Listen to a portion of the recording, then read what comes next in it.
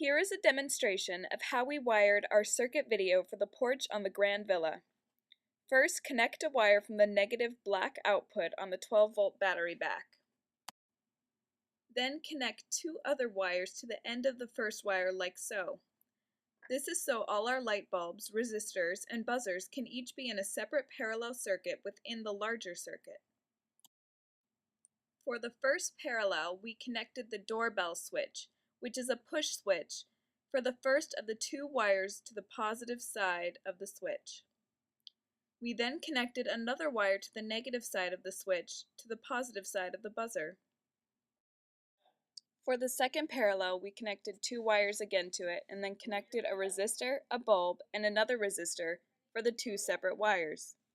We then connected the three parallels together and took another wire and connected to the positive side of the 12-volt battery.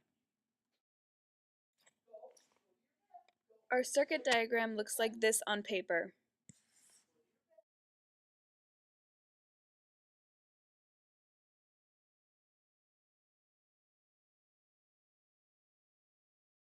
We then placed an ammeter in after the first wire.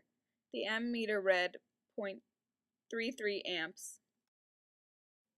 We then placed voltmeters on the resistors, bulbs, and buzzer. The voltage on each resistor read 4 volts and each bulb 3 volts, making the voltage for each separate parallel with the bulbs equal 11 volts. We already knew the total resistance for each parallel circuit with the bulb is 600 ohms. Therefore, we can conclude that each parallel with bulbs will have a current of 0.14 amps running through it. The buzzer read 12 volts, and from the previous step, we know the current running through it is 0.05 amps.